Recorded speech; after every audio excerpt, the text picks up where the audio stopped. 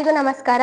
ನನ್ನ ಹೆಸರು ರಚನಾ. ನಾನು 10ನೇ ತರಗತಿಯಲ್ಲಿ ಓದುತ್ತಿದ್ದೇನೆ. ನಮ್ಮ ಶಾಲೆ ಹೆಸರು ಸರ್ಕಾರಿ ಪ್ರೌಢಶಾಲೆ ಅರಸೀಕೆರೆ. ಇಂದು ನಮ್ಮ ಶಾಲೆಯಲ್ಲಿ ರಾಷ್ಟ್ರೀಯ ವಿಜ್ಞಾನ ದಿನಾಚರಣೆಯ ಪ್ರಯುಕ್ತ ಭಾಷಣ ಸ್ಪರ್ಧೆಯನ್ನು ಹಮ್ಮಿಕೊಳ್ಳಲಾಗಿದ್ದು, ವಿಷಯ ವಿಜ್ಞಾನಿಗಳ ಕೊಡುಗೆ. ನಾನು ಇದರಲ್ಲಿ ಭಾಗವಹಿಸುತ್ತಿದ್ದೇನೆ. ಇಂದು ನಾನು ಸಿ.ವಿ. ರಾಮನ್ ರವರ ಬಗ್ಗೆ ಮಾತನಾಡಲು ಬಯಸುತ್ತೇನೆ.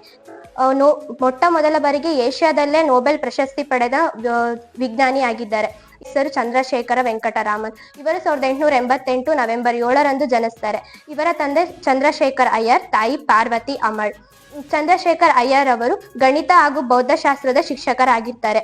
ಇವರು ಬೌದ್ಧಶಾಸ್ತ್ರದ ಶಿಕ್ಷಕರಾಗಿದ್ಮೇಲೆ ಮದ್ರಾಸಿನ ಪ್ರೆಸಿಡೆನ್ಸಿ ಕಾಲೇಜಿನಲ್ಲಿ ತಮ್ಮ ವಿದ್ಯಾಭ್ಯಾಸವನ್ನ ಮುಗಿಸಿದ ನಂತರ ಸ್ಪರ್ಧಾತ್ಮಕ ಪರೀಕ್ಷೆಗಳಲ್ಲಿ ಉನ್ನತ ಸ್ಥಾನವನ್ನ ಗಳಿಸಿ ಅವರು ಕೋಲ್ಕತ್ತಾದ ಅಸಿಸ್ಟೆಂಟ್ ಅಕೌಂಟೆಂಟ್ ಜನರಲ್ ಆಗಿ ನೇಮಕಗೊಳ್ತಾರೆ.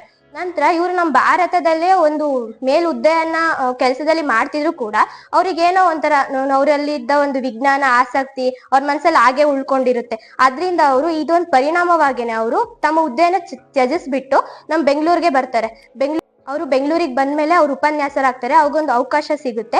ನಂತರ ಅವರು ಒಂದಿನ ಹಡಗ್ನಲ್ಲಿ ಪ್ರಯಾಣ ಮಾಡ್ತಾ ಇರ್ಬೇಕಾದ್ರೆ ಅವ್ರಿಗೆ ಅನ್ಸುತ್ತೆ, ಈ ಒಂದು ಸಾಗರದ ಒಂದು ಬಣ್ಣ ನೀಲಿ ಯಾಕಾಗಿದೆ ಅಂತ ಅವ್ರಿಗೊಂದು ಪ್ರಶ್ನೆ ಮೂಡಿದಾಗ ಅವ್ರ ಮನಸ್ಸಲ್ಲಿ ಇದೇನಾದ್ರೂ ಆಕಾಶದ ಬಣ್ಣ ಪ್ರತಿಫಲನವೋ ಅಥವಾ ಈ ಒಂದು ನೀಲಿ ಬಣ್ಣದಿಂದ ಏನಾದ್ರೂ ಒಂದು ವಿಷಯ ಅಡಗಿದೆಯೋ ಅಂತ ಅವ್ರಿಗೆ ಅನ್ನಿಸಿದ್ಮೇಲೆ ಅವ್ರು ಕಂಡಿಡಿತಾರೆ. ಈ ಒಂದು ಸೂರ್ಯನ ಬೆಳಕು ಆ ನೀರಿನಲ್ಲಿರುವ ಕಣಗಳನ್ನ ವಕ್ರೀಭವನಗೊಳಿಸಿದಾಗ ಅದು ನಮಗೆ ನೀಲಿ ಬಣ್ಣ ಗೋಚರಿಸುತ್ತೆ ಅಂತ ಕಂಡಿಡಿತಾರೆ.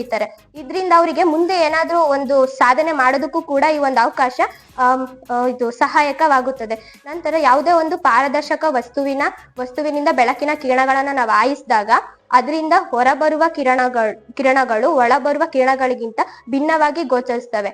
ಸ್ವಲ್ಪ ಅಲ್ಲಿ ಏನಾದ್ರೂ ಒಂದು ತರಂಗಾಂತರಗಳು ಬದಲಾಗ್ಬೋದಷ್ಟೇ, ಬದಲಾಗ್ತವೆ. ನಂತರ ಅವರು ಜೀವನದಲ್ಲಿ ಬಹಳ ಕಷ್ಟವನ್ನ ಅನುಭವಿಸ್ತಾರೆ.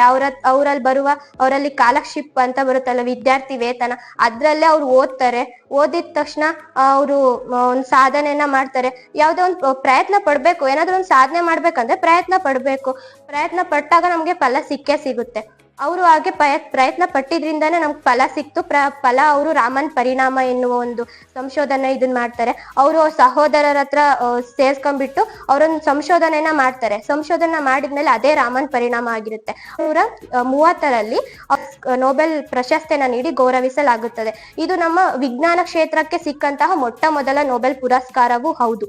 ಅವರು ಈಗ ನಾವೇ ಆಗಿರ್ಲಿ ಏನಾದ್ರೂ ಒಂದು ಇದನ್ನ ಮಾಡ್ತೀವಿ ಅಂದ್ರೆ ನಾವು ಪ್ರಯತ್ನ ಪಡ್ತೀವಿ. ಫಸ್ಟ್ ನಮ್ ಕೈಲಿ ಆಗಲ್ಲ ಅಂತ ಸುಮ್ನಾಗ್ಬಿಡ್ತೀವಿ.